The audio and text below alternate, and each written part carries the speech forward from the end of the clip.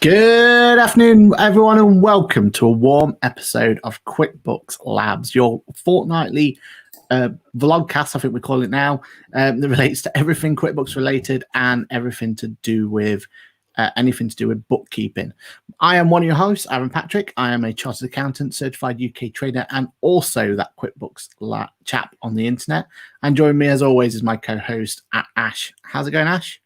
Fantastic. Thanks, Aaron. Yeah, I'm Ash Beatson, bookkeeper, accountant, jack of all trades, master of none. I'll leave it at there. So, Aaron, how does all this work then today? Great question there, Ash. So, first of all, we are live to the world at our regular time of 4 p.m. UK time, usually every other Tuesday, although, spoiler alert, we might be changing times for next week. 10 a.m. US Central Time if you're from anywhere else. So if you're listening back to this at a late time, then why not think about joining us live? When you do join us live, you have the extra special option of being able to ask us any questions. So we will answer questions towards the end of the show itself. And also, furthermore, if you do like this content, then we're also on podcast services around the globe. So why not give us a little like and a little follow on them as well? Ash, what's the agenda for today's show? So, Aaron, within today's show, we'll go and have a look at some new or some possible additional updates in QuickBooks Online, how that's all listed in accounting web. So you want to take us through that. We've also got some updates within the accountant portal for training. The new core self-study videos have been updated. We'll have a quick look at those. We've got our tip of the week. I'll just show us how we can use bundles in there, and then if any questions come through from anybody, we'll do our best to get them answered. Brilliant. So what I want to go through is some breaking news. Well, I say breaking news. It was actually what was it? When was Get Connected? Was it 2 weeks ago, wasn't it? Yeah, 2 weeks ago on Thursday. So for anyone who's not aware, let me just bring it up on screen so we can see it. We had QuickBooks Get Connected 2020. And the idea of Get Connected 2020 was it was all about, hopefully it's this one, hopefully this has worked. It's not the right screen. Give me 2 seconds.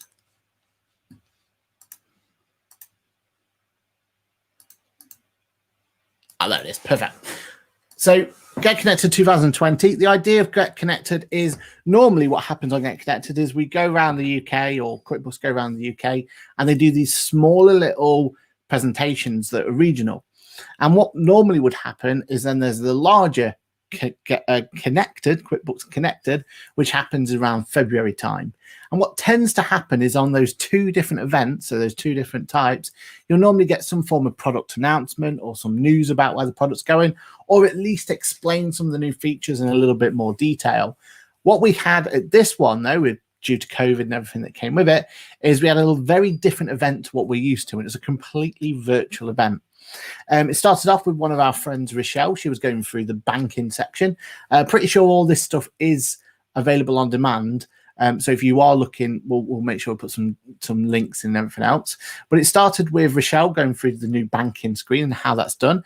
There was a whole section on QuickBooks Ask the Expert, and there was actually a time for you to do some expert. Myself, I had a part to play as well. So I was talking about how month-end review and how that worked. And there was some breakdown of the new payroll functionality. And then they talked about the new cash flow and the new self-employed section as well. So it was a really good event, and there was some excellent bits that came through. Just to give you a rundown of what was said, though, there was a big focus on the performance center. So we've talked about that at quite length on the show before, but basically they use that as a place to really showcase how the performance center was and what was going on there. And then they brought a big section about filter for employees, which I thought was a bit of an odd one to spend so much time on. Again, we've mentioned this on the show, but we've kind of mentioned it in passing as one of those features that very useful, but I'm not sure it really demanded massive amount of time being spent, but they spent quite a lot of time explaining how that can be quite useful. So for anyone who can remember, that's all about the fact that we get the opportunity to put a list of clients on there, and then you get to say who's actually responsible for each one. They talked about that sales overview tab, which we've never really spoke about on the show in too much detail, but we've explained that it's there. And really what it's designed to do is a bit of a stop shop, a one-stop shop for you to have an opportunity to go in and basically get yourself prepared for selling on QuickBooks. Make sure that you've got things like Go Cardless connected, PayPal connected, and also the introduction of iZettle. So they were quite nice innovations there. And again, they went through the other ones, like I went through the month-end review, and there was the cash flow as well. But then at the end of the stream, or the end of the day, should I say, they started talking about some innovations and future updates. And this is where we want to bring your attention to, because even things that me and Ash were unaware of that were coming our way. So basically there is the opportunity that we're talking about. Jonathan Valentine revealed that although in early stages, QuickBooks is currently testing a prepayment and payment function on accounts. We'll talk about what that means in a second. And then following from the income tax estimate, which we talked about in the last one, there's plans to offer full income tax application module. So we knew that was coming, but it's just nice to have confirmation that it's definitely being worked on. And the idea then is that's going to be fully Making Tax Digital compliant. And then there is also plans to include a corporation tax element to as well, which definitely was a bit of a blindsider for us, but it does make sense again with Making Tax Digital. And then a fixed asset register included as well. They're also talking about bringing in working papers, which is a really great thing to see. We've kind of seen that already from Xero, so it'd be nice to see how QuickBooks implement it as well. And that's it. So they're the ones that are bringing in. And then the final bit was that they're talking about integrating with more payment partners. So Square and Stripe are the two that they're looking to be explored, and that's only good news going forward. So Ash, with that news there, let's start with the first one then. So let's start with the fact that this prepayment option, everything else. What do you think that could actually entail? Well, I'm not actually sure, Aaron. I don't know whether that's going to be prepayments as we see them as accountants, paying for things in advance, or whether that actually means prepaying an invoice. So it'll be interesting to see exactly what that means. My other one, though, I didn't notice that, and I don't know how I didn't notice that fixed asset register. That is a little bit of a concern to me. So I don't know whether that actually means purely with regards to the corporation tax, or whether that is an inbuilt module within QuickBooks itself.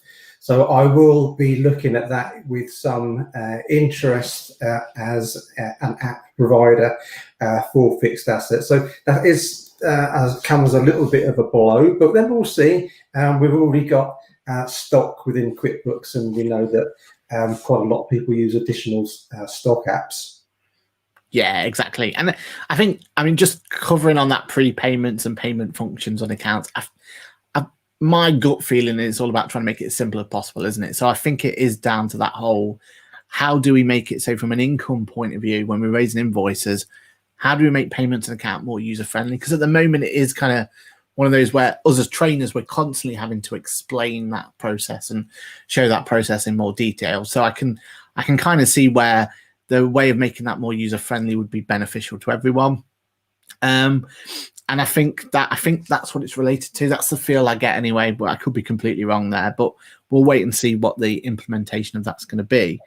But yeah, that fixed asset register, and I think we spoke about this privately, haven't we? I think it's one of those where Xero have a fixed asset register, and I, as an accountant and owner of accounting practice, refuse to use the fixed asset register on Xero, because sometimes when you have those, as nice as it is to have those kind of embedded options within your software, sometimes you need to have ways of which to have it more kind of focus rich and feature rich that NetTracker brings. So I think there'll be room for both, won't there? I think that's kind of where hopefully that's going to go for. And from my point of view, Aaron, I certainly hope it falls a little bit short on people's expectations. I shouldn't perhaps say that, but I'm going to have to. So, well, we see now the cash flow forecast was. So if it's anything like that, you'll be absolutely fine, won't you? So yeah. I don't see cash flow frogs losing sleep at the moment. Can you? No, yeah, fingers crossed. Brilliant. Yeah. So, and then with the other one, corporation tax fund. Yeah, obviously it makes sense, and I expected it to come, but yeah, it was just. I never thought they would build it kind of in product. I expected it would be some sort of other solution somehow that kind of goes into place, because if you're going to go look down a corporation tax model, then surely you've got to have a way of preparing the accounts as well. So it's going to be an interesting kind of future for it, isn't it? I mean, they've not said how long that's going to be, but I assume looking 12 to 24 months, I'd assume. Yeah, that's right. I mean, I did, and I won't sort of mention sort of any names here, or any software names, but this time last year, in fact, they were sort of working with a provider for sort of a corporation tax software, sort of a direct link in there. And now that actually did have a scope for tracking fixed assets for corporation tax.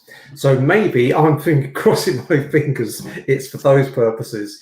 Yeah. So it's adding the fixed assets on your corporation tax return, which you do, which we know really is a separate issue sometimes between financial accounting and tax accounting.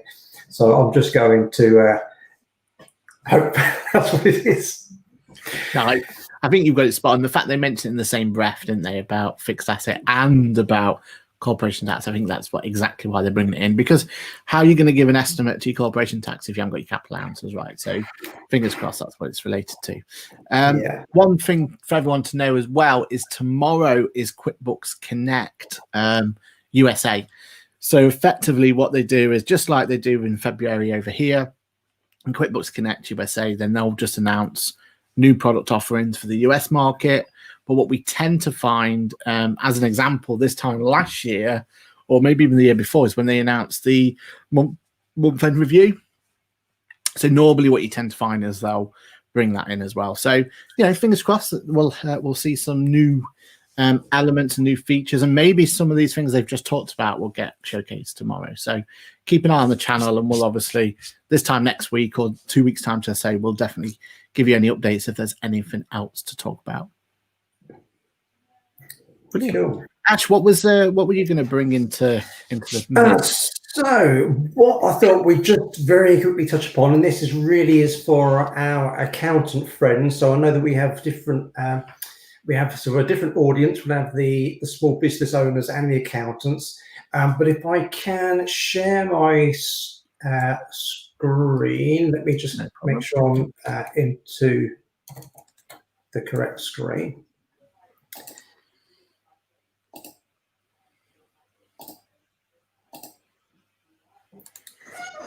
So if you are an accountant and you want to learn more about QuickBooks, you've got the option of starting off with course certification. And we used to do that through classroom training. Obviously, I've been put on hold since March, and they can join us for webinars. So if you're an accountant, the first place you arrive is your accountant dashboard. And if you do come into this pro advisor area, where you have training and benefits, I'll just take us into training. It's from within here. If you're not yet course certified, you will be able to see what webinars are available, what courses are available for you. And there's different ways to learn at the moment. So through webinar and also this self-paced training. And Aaron and myself spent quite a few hours over the last month or so, wasn't it, Aaron, actually updating some of these videos. And if you do come to this self-paced area, it's great if you just want to actually, learn in your own time without being, thinking you've got to attend at a certain particular time. So you can literally click on these little tiles, see what it is that you need to do, and then right at the end of it, you'll be able to sort of take your exam from within this portal. So for your course certification. At the moment, for the advanced certification, that's still through webinar. If I just scroll down a little bit, so we can see we've got the advanced certification webinar by webinar. And then further down, we've got a a list of other sort of webinars that are available for you. So there's opening balance webinars, there's the partial exemption. So because there are so many topics within QuickBooks, you can't cover them all in at these, certification webinars. You would just be doing it for days on end. So there are some additional options here. We've also got properties, if you need to deal with properties, or charities, if you want to learn how you might actually account for charities. And Aaron and myself help host the construction one. So the next one there, I think, is the 30th of November. So take a look if you haven't seen these already. And also so this is for accountants only, but don't forget, within the actual quickbooks.co.uk page, within the learn support area, you can get access to these webinars as well from there. So that's the one thing that I wanted to show you, to take you through those. One thing I didn't mention, Aaron, within our little agenda, was the ability to migrate from one software platform into another. And we were talking about this within our sort of trainer circle, weren't we, during the week, where, since the beginning of time, it seemed, well, not quite, but over the last few years anyway, there's always been a little team that if we want to do a data conversion, we can get in touch with someone. So do you want to sort of take, I'll stop sharing my screen, and do you want to sort of take us through what you've learned over the last few days? Yeah, and just to say on that training though, while we've got it in the back of our mind, one of the things that we're quite excited about is the fact that we should be able to update them more regularly, shouldn't we now, Ash? Whereas before, they got outdated pretty quickly and we were unable to change them. So one of the things that we're hopefully going to be able to maintain is actually keeping them up to date and fresh, as opposed to what they were before. So I think that's really exciting, isn't it? Yeah, definitely, and they're a lot more manageable in there now, and they're in nice little chunks for people to work through. And even if you have done the course certification, you might have done it a couple of years ago. Perhaps you did it when you thought you were going to start your bookkeeping practice. It might not have kicked off as you'd have hoped, and now you need a refresher on some of those sort of tools, especially with the new banking tool that's only just been released and been changed. Go back and take a look at just the banking section videos if you wanted to do that. Yeah, definitely. And I think that's important, isn't it? That with the product changing so much lately, that you've got the opportunity to do that. So as Ash was saying, we've now lost that ability, or it's not that we've lost the ability, but the way in which we bring in opening balances and the way that we bring in migration of data has been kind of taken away from us, in terms of it's not internally used by QuickBooks anymore. They still offer a service, so if you're an accountant, you can still have an opportunity to have that service, but now they just pass it to a third party and they will do it. And we've definitely found in the past that sometimes when third parties get involved, there can be issues when doing it. It could be time delays, and it won't be as a smooth a situation as it has been before. So what I did want to do is kind of just reiterate and kind of prove or push back into kind of people's mind how, if you are looking to bring in your own, what options you have. Now, one of the great things about this is actually one of the webinars covered in the webinars that Ash has just gone through. So where you saw the opening balances part there, this is exactly kind of taken from what we would kind of expect there. But it's not just when you first start your business and first want to put your opening balance in, but this could be when you're migrating from one solution to the other. So we could use the opening balance webinar at that point. But really, it's just being aware of all these new features, because if we had this issue back when QuickBooks first started, we would be in a lot worse a position, because we wouldn't have the opportunities we have now. But remember how under the tools section, import data, we now have a whole raft of extra elements we can import in that we couldn't import back in the day.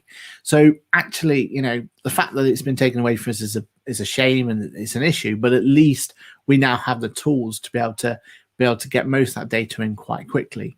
And the ones that I would really urge people to kind of get their heads around exactly how it works is make sure you're comfortable with the customer and supplier and chart of accounts, because they're going to be critical in making sure that whatever you were used to on that old platform, whatever your client maybe was used to on that old platform, you can bring it in and can have familiarity. And one of the things about the import data in QuickBooks is that it gives you that chance to cleanse that data as well. So you can make sure that on behalf of your client, you're only bringing in data that's relevant and you're not bringing any out-of-date data. And for those customers supplying chart accounts, all you're really doing is making it familiar for you. You're not bringing in transactions at that point. And then remember, you have the opportunity now to bring in invoices and bills. And the key one really is your journal entries as well. So you're going to be able to bring those transactions in to be able to make it so at very least you can draw a line in the sand of your old solution and bring your opening balances in on a new solution and have that going in from one to the other. And that's going to be critical, I think, in terms of making it so you can easily bring over data from one solution to another and at least have those opening balances to be able to work from and have a nice clean cutoff point and bring it over to the new one. So bear in mind that you have those features in QuickBooks. That's going to be really useful. Also, cast your mind back to last time we spoke, and I was talking about there was that data option we had within Google Sheets. So if you want to have a quick look over at 2 weeks ago, there was the opportunity to refresh yourself there. But a third-party solution like that will also be really, really useful. And I think that's where you're going to have to go to if you're going to start looking at really extensive amounts of data. And what I also heard from, or when I was speaking to QuickBooks about this and about, migrating clients of my own and how to do it now, they do recommend the third parties as well. So Sassant's been one that's been around for ages, which is Excel importer and exporter. And with that, the idea is that you get the data into Excel format and then you basically migrate it over, or at least import it in. So I think we've got loads of options now. And really, you've just got to find out which is best. But also a quick Google, and there's still, what was it called? Move My Books are still one we've used in the past. There's still competitors or at least opportunities out there where you can pass it over to a third party, pay a fee, and the idea then is they will migrate that data for you. So yeah, it's different times, isn't it, Ash? But I don't think it's massively the end of the world if you kind of think about it and start planning it ahead. But it's just times are changing, aren't they? Yeah, but and going back to the things like Move My Books, even if you have to, pay, and I don't know what the rates are now, but at one point it was sort of about £60 for every year's worth of data, and even if it is that, it is money well spent. I haven't needed to use Move My Books for a few years, especially after winding down my accounting practice. But when I did use them, I'm talking for about 2016, they were excellent. So I would highly recommend, I never had any issues when I think I moved about 3 different clients through Sage, Sage Desktop into QuickBooks Online, and it was spot on with those 3. So I can't really complain for 3 out of 3 with those. So sometimes having things done for free is not always as good as actually paying a couple of quid extra in the long run. Because if you have to spend 2 days unraveling something, what's 2 days of your time worth? That's how I would maybe look at that. Yeah, definitely. And I think one of the things that I've certainly had to explain on a numerous of times to clients, and it's all going to be down to personal preference, but you've got to think about what's the need to bring that historical data. It is really great to have that historical data. So having each individual transaction, bring it over is sometimes really, really useful. But sometimes just think about what's your actual need for it. If you've still got access to that old platform, to do a final set of accounts or whatever the reason will be to have that data, then sometimes that's enough, isn't it, Ash? There's not always this massive need and massive rush to go out there and basically replicate what you had in the old system, bring it over to the new system. Oh, I absolutely agree. And I've heard a couple of people say this before. Just because you can do something doesn't mean that you should. So just because you can try and bring through 20 years worth of data, should you really do that and clog up something when you might as well start from fresh? You know what all your customers owe you as at the end of that financial year. You know who you owe money to, at the end of the last financial year. Just bring in those amounts and start with a clean slate. And if you did want to have maybe a prior year comparison for your profit and loss, then maybe just import some figures as of the last financial year, in a like in a journal for just 1 month if you wanted to do that, and adjust it that way. So at least you have got that year-to-date comparison if that was important. But I can't imagine for many they'd be looking back at sort of the last sort of several years. It's unusual. And if they had that software still on the desktop that they could access periodically if they needed to, you're better to do that. I know I've helped businesses before where I put them to QuickBooks Online, but they still had their QuickBooks desktop file, which they might look at every now and again just to see what a customer bought from them sort of 6 years ago. But that's only just to look occasionally. The time we probably spend trying to bring all that stuff through is just not worth it. Yeah, completely. And there's ways, most platforms out there give you an opportunity to export that data in one format or another as well, doesn't it? So it's not ideal, but you should be able to at least archive that data to some point, and then then that everything past a certain date, you've got to go to your archive, and you've got to find, you've really got to think about how worthwhile is that data to you and bringing that data in. So I do really kind of recommend just looking at it. And now with that opportunity to bring in invoices and everything else into QuickBooks, you may find that you can just quickly bring in that data that is relevant to you, that's needed. And I think the only other thing that I've always kind of or needed to kind of really push when it comes to data migration and the importance of it is just that date point. So just be aware that what date you choose to bring that data over is by far the most critical point. So try and make sure that if you are VAT registered, you do it on a VAT period end, and as long as you get that date right, you'll normally find that you're going to make your life easier when it comes to that migration. So that tends to be the most important thing, doesn't it, Ash? Yeah, definitely. Yeah, absolutely. Cool. Yeah, so it's just a bit of a public service announcement, really. If you are an accountant out there and you have been utilizing the data migration service, it's still available. It's not gone anywhere. It just seems to be limited compared to what it was in the past. It's not an internal solution or internal use anymore. So just be aware of it. And then, just think about it. And going forward, just maybe keep it in mind when it comes to moving massive amount of data over. So, Ash, what was the next on the agenda? So was it my little tip of the day? Yeah. Using bundles. So what I'll do, I'll share my screen again. Brilliant. Share screen. There we go. Now, just before I go into the bundles, what I'm logged into here is it's actually a test file. So as a developer, I can log into this developer area. What I've got open, this is actually a US-based company. So there is a feature which is in beta within the US QuickBooks. And I thought I'd just mention this because usually within a few months we may see it. So I thought I'd just mention it just to keep looking out for it. So I keep looking out for it in our UK QuickBooks. I don't see it yet. I'm just going to go into our accounts and settings.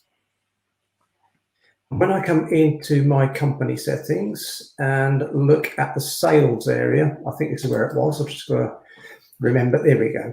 Products and services. There's this option in here in US QuickBooks files called price rules. And basically what this means is that if you turn on these price rules, come back to sales, what you're able to do then is say, well, for a particular customer, when I sell to them, it's going to be 10% less than what it normally is. And this could be really useful to, if you're in wholesale, retail, so you've got some particular large resale customers that you sell to, you're likely to be giving them better rates than people that you just sell smaller quantities to. So if this has been switched on, and I've actually turned it on within my sort of settings here, what that means then, if you've got a product or service So if I look at my computer, if I just come to choose to edit this, if I have got some products in place, if I scroll down, I can see that I've got price rules enabled. And just before we sort of started, I was able to just basically edit my price rules. I'll just see what happens if I click add new. So if I go add new, or actually I can just click on JC customers, because I must be able to edit that price rule. So within that price rule, wherever I sort of have JC customers, I'm decreasing by 10%.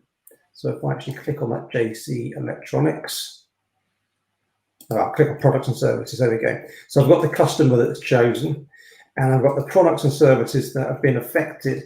So for every time I sell a computer, which would normally be £100, the adjusted price to that particular customer is 90. So that could save a lot of time. If you do have to sell to those specific customers, but we don't have those features in the UK version.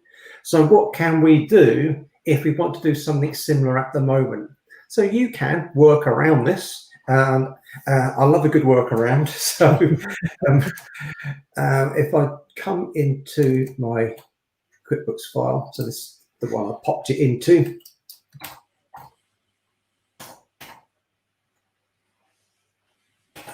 Just open this up. So if we don't have that feature, which we don't at the UK QuickBooks at present, then we can adapt what we have to get the same result. But bear with me while this opens. I'll just take a look in my products and services.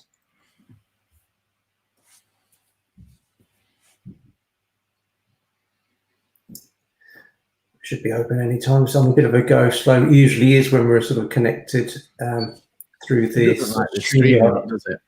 Yeah. It does not like it. So there we go. Any moment now. So if I go into my products and services, there's not many in this one. It's just an extra sample company that I use, so it should be fairly clean.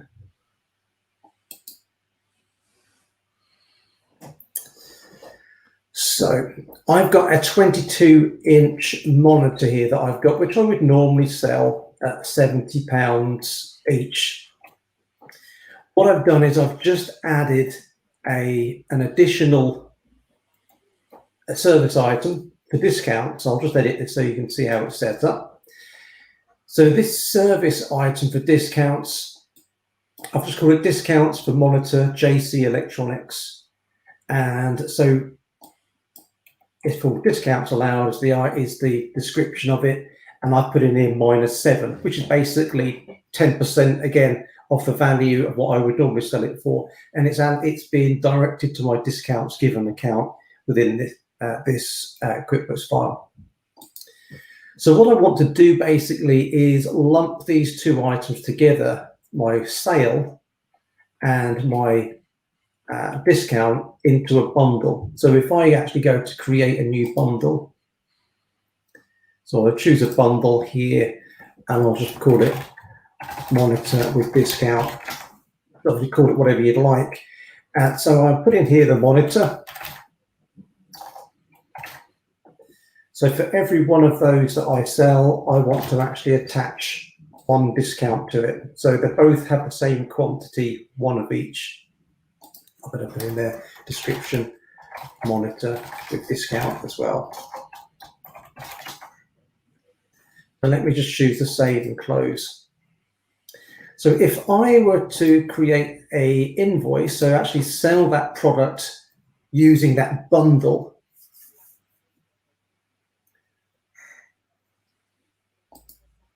customers have we got? There we go, JC Electrics. So if I sell to this customer and use that bundle, monitor with discount, so I've got one of each quantity. So in this top line is my bundle. Below that, I can see how the bundle's been made up. One monitor, one discounts allowed. Whatever I put in my quantity it's actually going to multiply the rate up. So I could put in there 3. So it's going to multiply the total sale, what's going against the discount, give me that total for all of those 3 items that I'm selling there. So if I just click save, I'll leave that on the screen for a second.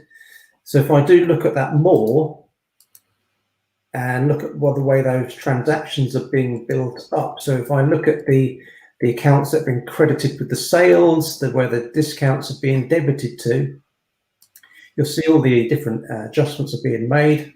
Let's get this open up and we should see it.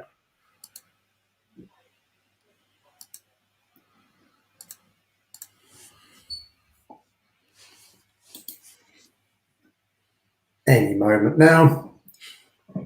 There we go. So we can see that there is these are all the entries, because these are actually stock items as well. So I've got my stock movements between cost of sales and coming out of stock. I can see there I've got my net sales of 210, the 3 times the 70. Then I've got the 3 times the £7, giving me my discount. So my discount being given is being debited, and the VAT. So using that bundle, all of those entries are being made at the same time for me. So I thought I wanted to show you that. And I used to mention this, I'll just go to create another invoice, in fact. So I used to mention this when I used to do the advanced training in classrooms, when if I had a bit of spare time. And when we used to mention that we can use QuickBooks to help us with our charities. And if I were to say, have some donations in, then I can use that same option of actually having 3 different line items for a donation, maybe the gift aid that I'm going to put on top of that donation. But because the actual donor that's putting the donation in, they don't pay the gift aid, so I will then actually have a deduction off of that. So let me just explain or put this in. So I've got my donations, including gift aid. So that's been made up as a bundle. So the donation with the gift aid. So I have £1, 25 pence. If it's 25%, I'm not sure if that's still the correct rate for gift aid, but I'm just assuming it is at the moment. So I've got £1. So for every £1, 25 pence would get added onto my potential income for that charity. Because the donor doesn't actually pay the gift aid, that is being deducted. So let me just change that to no VAT.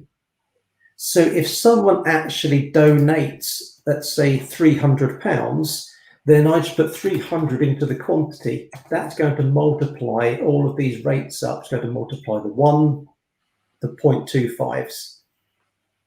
And these are all directed, these 3 lines are all directed to different chart of account categories. So if I were to save that, and to look at my more option for this particular transaction, we should see that we've got £300 will be credited to our donation expected. We'll have another, whatever 25% is, that's £75, added to my expected donations. So my gift aid that's coming in, and then when I get to claim that gift aid, that's going to sit in my balance sheet, £75, until HMRC actually pay that gift aid back to us when it's due. So I thought I'd just point that little sort of tip out there. So bundles can be extremely useful. Hopefully we'll get that additional feature for the pricing at some point. But if you don't have it, at least you've got a way of fixing your prices. So how about that one then, Aaron? Yeah, I love that one. I think bundles are one of those where people just aren't aware of it, are they? Especially that whole bit where when you actually send the invoice out, you can choose to either show the breakdown of the bundle or not breakdown of the bundle. So I think it's one of those where once you've kind of start to use it, you get a few kind of light bulb moments kind of start picking in and going, actually, that could be really, really useful, because we use it for the partial exemption, not partial, the margin scheme. We use it for all sorts of different bits that you can start playing around with, and it's just that initial kind of, oh, okay, that's what it's designed for. Because the design for it was always like, and I think Roz, one of our friends, it's her example. It was always like, if there's a hamper, for example, and you've got loads of different items that go with it, then you just sell one hamper and it will affect all of your different stock items and bring them through. But like you've just shown there, 2 brilliant examples of where you can really start pushing the bundles further to start making some really clever ways of pushing them in. I love bundles, I do. Yeah, that's right. Absolutely, Aaron. And what people sometimes forget is that when you use that bundle, because it's made up of a stock item, it's still going to affect your quantity. So I started off with sort of 10 items there, but I sold them through the bundle. So now I've only got 3 left. So it's still going to keep your stock in place as it should. So Great. Okay. Brilliant. Oh no, that's a really good tip, that one. I'm looking forward for the next one now. Your pressure's getting on now. You're going to have to keep bringing up these bars of tips after tips after tips. I've still got a few that I can that I can bring out. So I'll have to start writing them down now before I forget, and just not leave it for a couple of days before. Brilliant. So next on the agenda is the Q&A session, isn't it? But before we do that, can I just bring in one extra bit to the agenda? And it's just being aware of it, really. We did a really great video on our channel this week, and it's been one that's been quite a nice little talking point, and that was Xero versus QuickBooks. So finally got the opportunity to get my gloves off and have a little fight, and it was me and hopefully a person who's going to be joining the show soon for a guest appearance, Rachel from Accountant She, and we did this whole battle between Xero versus QuickBooks. So I really do highly recommend people kind of check that one out. There's a bit of a thing about what we kind of learned between that, though, and it's an interesting one that I've never really had any issues myself. I just wondered what your opinion was. But when we look at the banking section, we were trying to rank it as, when you look at the banking section, who's got the better approach and everything else. I know you've done quite a bit of work with Xero now, but her point to it was that how QuickBooks has the ability where you can actually get the banking section wrong, as opposed to Xero when you can't get the banking section wrong. And then there was this whole kind of argument between reconciliation versus non-reconciliation and which one's got the better approach. But just from your point of view, Ash, now you've seen kind of both ends of it and you've had to work with both of them, which is your kind of preferred method? Well, being completely honest, I've not looked at detail of sort of reconciling a Xero file. Because you can't. Because you can't, yeah. I can't believe that the reconciliation feature is not there as a standard tool. Whereas since the dawn of time, again, I don't know why that is just coming into my head, but since I've ever worked with different software tools, and I've worked with a few different accounting software packages, solicitor-specific software compliant packages where I had to do a bank reconciliation, Sage, of course, where I had to do a bank reconciliation, QuickBooks Desktop, where I had to do a bank reconciliation, QuickBooks Online, where I had to do a bank reconciliation, yet Xero, I don't need to do a bank reconciliation because I can just be happy that it is right with the bank. Sorry, I don't agree with that methodology. You've got to reconcile it. You've got, because as we know, things become disconnected. Exactly. And how can you then try to work back on when did it become disconnected? What data's missing in between? I want to get a Xero person in here to actually I was unprepared, if you like, in terms of how to defend it properly, in terms of the way that it was. But yeah, it was just one of those where my initial reaction was, I'm just going to bring up the reconciliation point and move on, and we'll just, But then their counterpoint was, yeah, but you can then have an unbalanced unbalanced account within QuickBooks, and they are right, because we've seen it many a times when people have posted the account incorrectly, and I'm thinking, but surely in Xero that's the same problem, the same issue. It's just you're never aware of it, are you? Well, of course you can have an unbalanced account, but that's the whole process of reconciling it, because if you at your end of your year, you'll be checking these reconciliations to make sure that they agree. And if they don't, I mean, how can they be fully sure everything is as it needs to be? Yeah, I'll take a lot of convincing, I'm afraid. Yeah. and one of the other things that brought up as a reason why Xero is so good is you get a free coffee machine now if you buy Xero. So, take that as you will. That's I don't drink coffee. I only drink tea. So I just thought that was kind of scraping the barrel there. If that's, but we'll save that for another chat when we bring her on the show later down the line. Okay, then. So the next bit is we're going to go into the Q&A session. So if you do have any questions, or if you're having any issues whatsoever in QuickBooks, then please do put your questions in now. We're actually going to have we've only got a couple of minutes left here, so if you do have some questions, we'll make sure we answer them accordingly. Just like Leanne has here. So Leanne asked the following question. Hi, Leanne. Hope you're doing okay.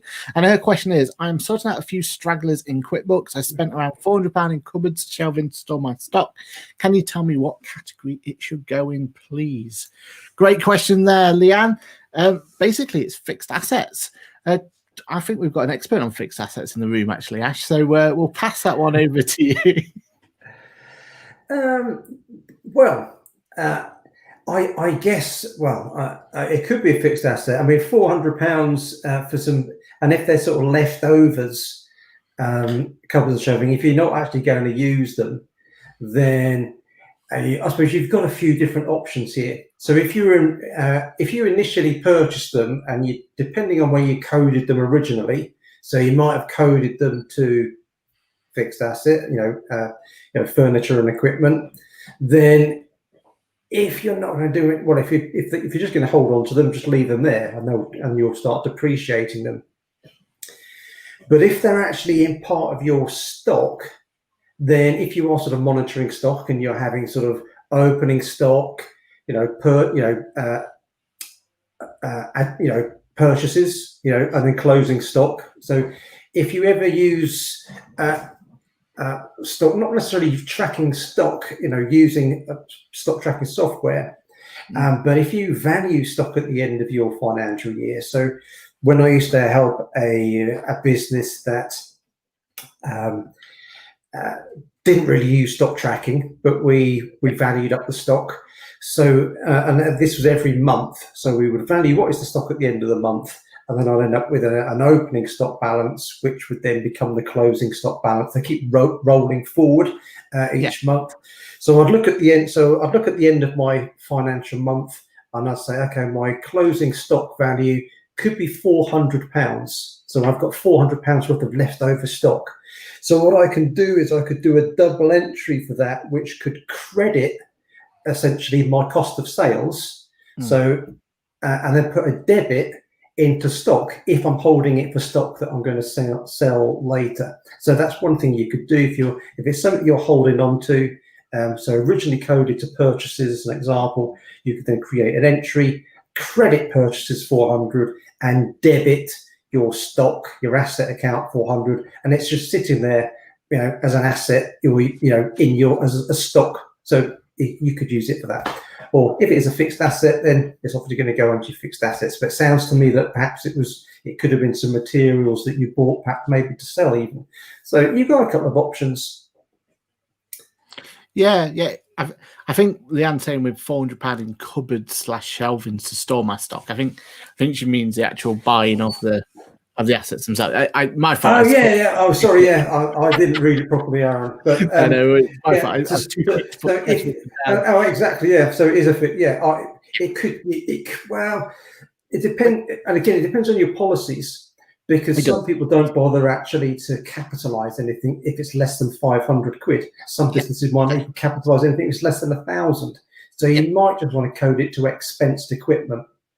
Yeah, or repairs and renewals could be another one to put it to. Repairs and renewals. So entirely up to you. I think as default, it's just equipment, isn't it, that you get as your fixed asset? They just call it equipment, don't they, in QuickBooks as the default QuickBooks one, isn't it? Yes. Yeah. So if you want, I mean, your choice in this one, you're either going to put it to equipment as a fixed asset. That way you can then just deal as a fixed asset. It's probably too little to keep as your one, but it's completely up to you on if that's in your policy or not.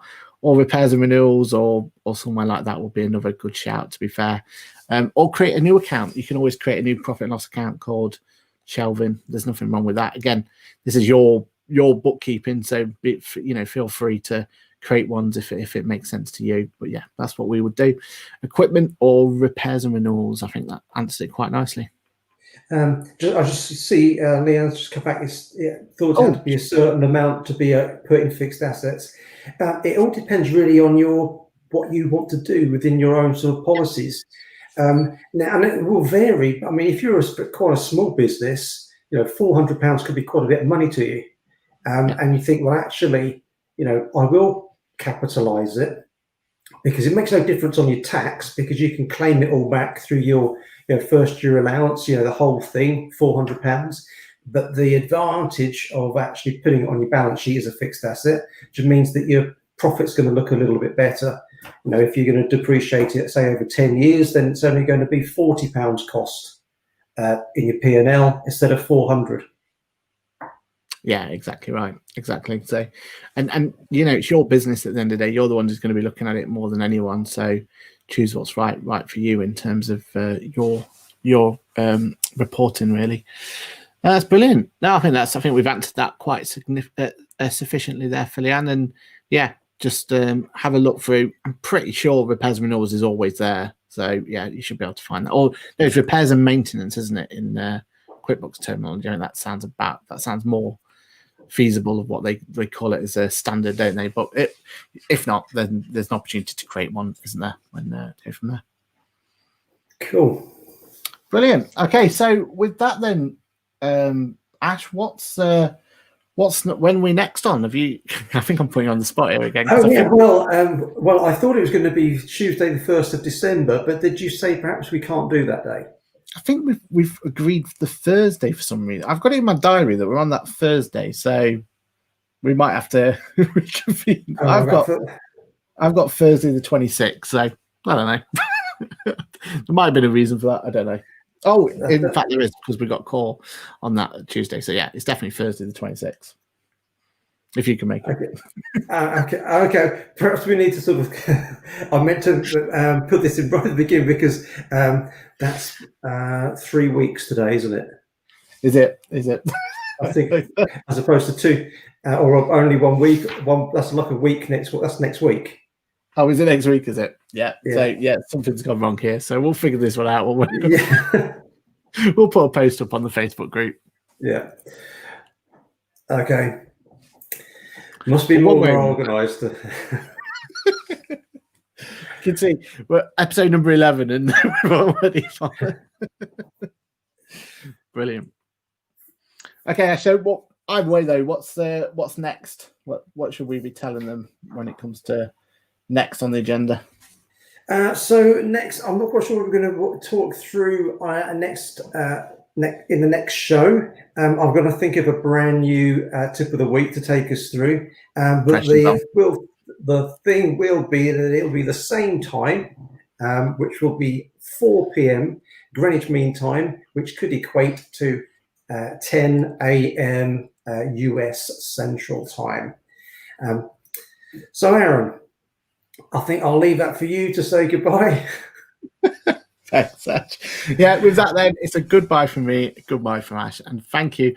Also, do remember that we are going to be putting on the Facebook group as well. If you're not a member, do get yourself a member of the Facebook group, because one thing we are thinking about is what times and everything else this works for a thing. We are thinking about putting out a survey of some description to try and find out exactly what the best time is to get these live shows over to you. So keep an eye out from that one. So with me, then, it's a goodbye from me. Goodbye from me. And we'll see you on the next one. Cheers, everyone. Bye.